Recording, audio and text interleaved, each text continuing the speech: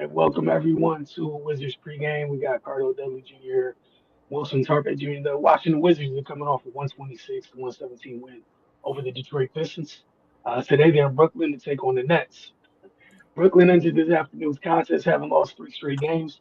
Most recently, a 119 to 98 loss at the hands of the Orlando Magic. The Nets have 13 wins entering today's contest. The Wizards have 14.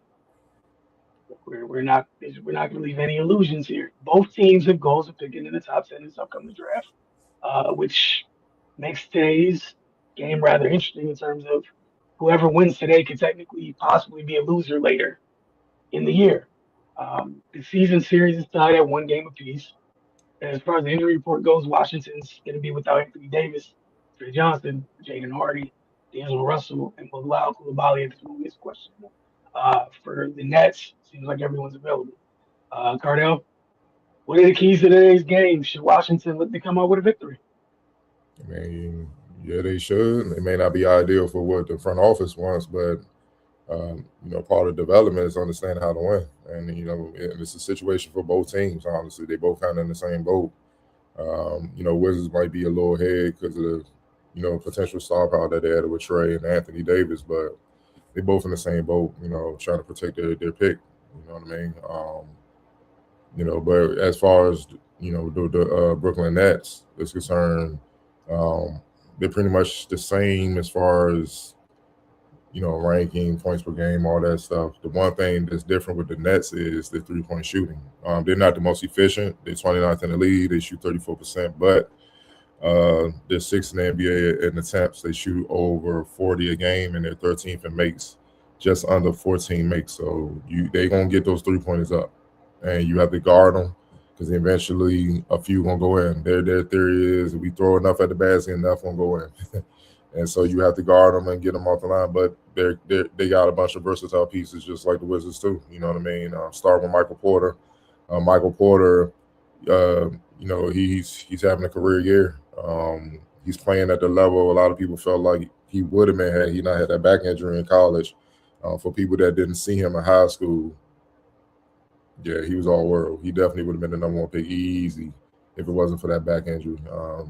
Actually, he played with Trey Young in high school on the YBO circuit, Mocan, the league, and I think they went undefeated, won the whole thing. It was child's play. They destroyed everybody. But he, obviously Trey was like 1B, but he was the guy. He was the guy can nobody match up with. Super athletic, 6'10", can dribble, to play all five positions in high school. It was just child's play. But his shot making is, elite, man. Look, I said the Nets get up 3-point shots. He has the green light to shoot whatever he wants, and he hits them. He's averaging 25.1 points, 7.2 rebounds, 3.2 assists, 1.1 steals on 47, 38, 85 shooting splits. So he's efficient from anywhere on the floor. That don't apply to him. So the Wizards have to guard him like they would another superstar player.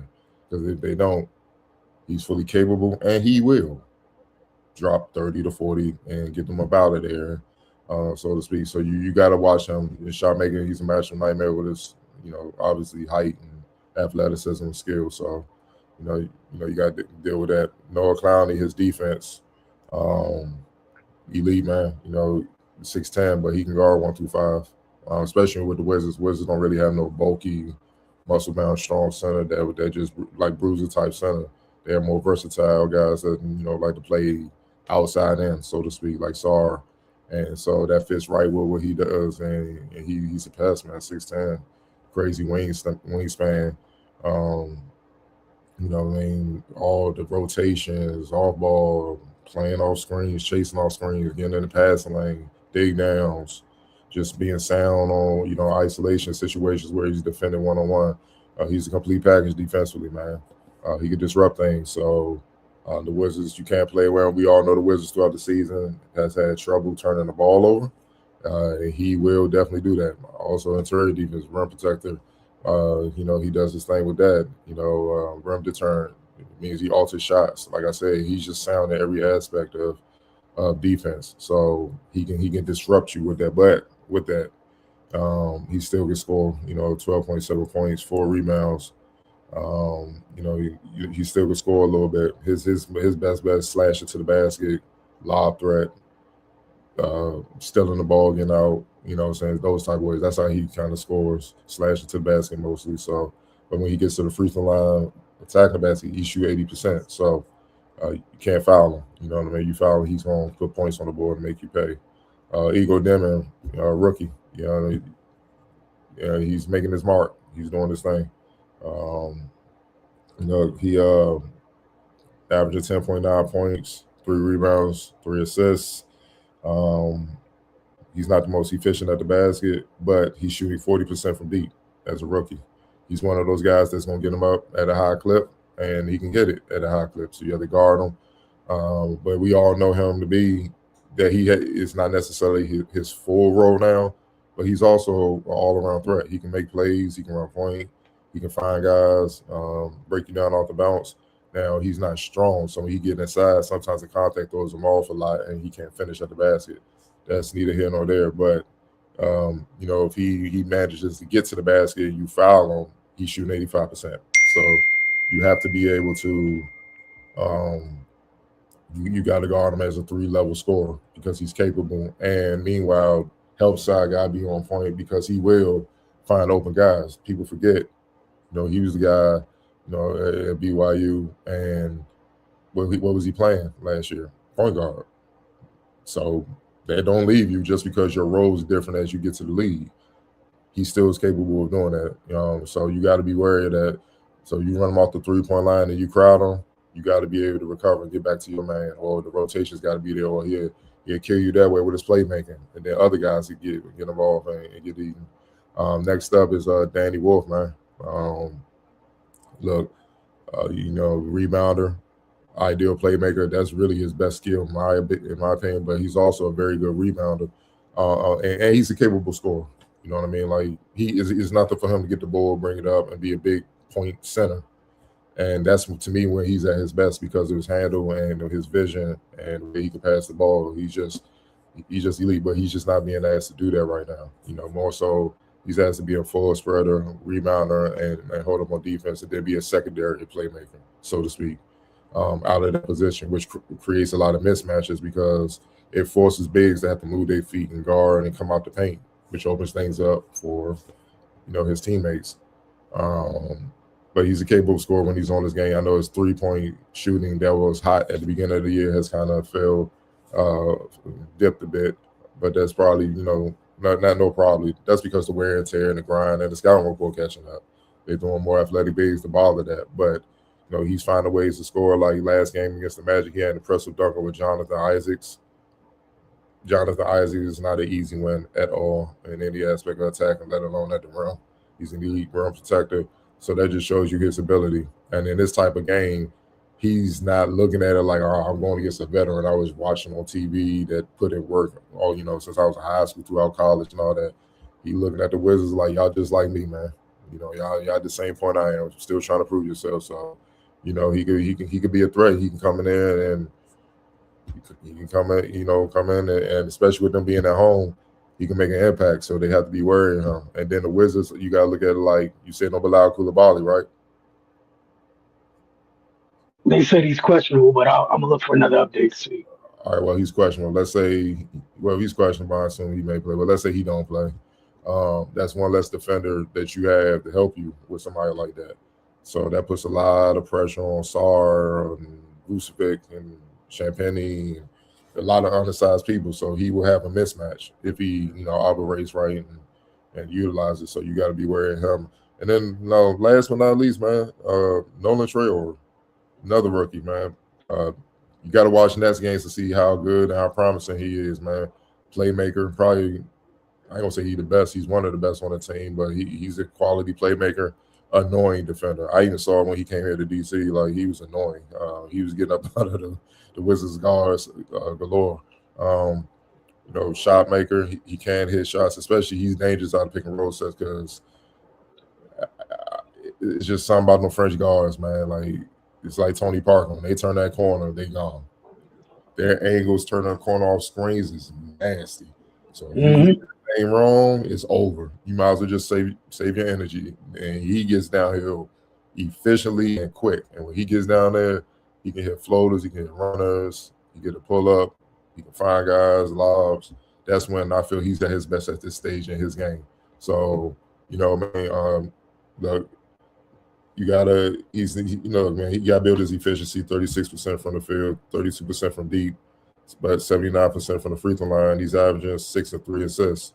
And you know what I mean, in just 20 minutes, man. So he's making an impact in the limited time that he has had. Man. So it's just a matter of time before he figured out he's only 19. So it's just a matter of time before he figured it out. But I see the signs. You know what I mean? It's just again reps, and he's gonna get that. But tonight, again, like Danny and Igor, the other rookies, they're not looking at the Wizards like, oh man, somebody who's been there, done that in the league and all that. They're looking at them like, man, y'all in the same boat. Y'all first, second year players like me. Let's rumble because I'm trying to earn my keep and earn my respect in the league just like y'all are. So that's why, even though we joking saying kind of like this is the Tank Bowl, referencing the Super Bowl and all that, but you're saying it's a Tank Bowl. In all honesty, it should be a fairly competitive game because even though we know they're trying to protect their picks, both teams, it's still a lot of youngins that got to prove themselves and a lot of role players and youngins that's trying to not just prove themselves but stick in the league. You know what I mean? Like they don't want to go back to the G. They don't want to be on two ways. They trying to secure their spot in the league, and that's why you got to keep paying attention to these games, man. Because we don't know who quite yet, but it's gonna be a few of these players that down the line they're gonna be players, impact players. Like teams gonna revolve around them. So you got to pay attention to see who's coming, and that's why this game is worth paying attention to. Outside of us, it's just the job, but I am genuinely interested in seeing what happens because. Like I said, man, it's a lot at stake. It's a lot at stake, and um, in this tax saver NBA that we're in, you don't want to play with that, especially with this strong draft coming. You can be here today and gone in a couple months. So yeah, I'm pretty sure they just want to show that I'm worthy of keeping around. And to your point, like it's because of the apron NBA that we're in now, this apron era. Winning on the margin is that much more important, right? And that means when you have these situations, as you said, it's literally a huge audition for those folks. Um, because if you can provide production at a limited cost and show that you can possibly be part of the rotation, yeah, you got job security. Yeah, As long, until you get priced out, you have job security. So there's a lot there, as you said. So there's a lot to be watching for. With the injury report, just gonna update just a little bit. So not only is Bilal questionable, now Keyshawn and Alex are also questionable. yeah, he's leaving room for Mets rookies to eat. You know what I mean? It's less depth. And then to further prove my point, Tyrese Martin, which former UConn Yep. guy, came out of Rhode Island in the A10 first. Talented kid. Portsmouth talked about him in Portsmouth and stuff. You know what I mean? He got released during the trade deadline and stuff a couple of days ago with the Nets. Like that's what I mean. And he was having a solid season for the minutes he was playing. He averaged 17 and 3 and 2. Basically, he wasn't most efficient, but yeah, man. Like I mean, they made room for the rookie. I mean, he's averaging he was in 18 minutes. That's not bad at 18 minutes. That's quality minutes. I mean, quality production, 18 minutes a game, man. But they released him. Waiting to see if he gets picked up or what's his next move is. But he's talented. Matter of fact, the first game they came here in DC, he put in work against them. He torched the Wizards. You see what I'm Hmm. saying? That's what I mean by this. I mean, all the time in the league, you don't want to play those games. But for damn sure now, in this tax haven world, because it's just like, nah, bro. Like we we need that spot for somebody that can do some things, man. We can't wait on you. If you're not ready, go somewhere else and get ready. Simple as that. Hey, man, you said it best. All right, but those are the keys for today's game. You guys keep those in mind as you watch, and we'll check in with you guys later this afternoon once the game's over. The Wizards Outlook.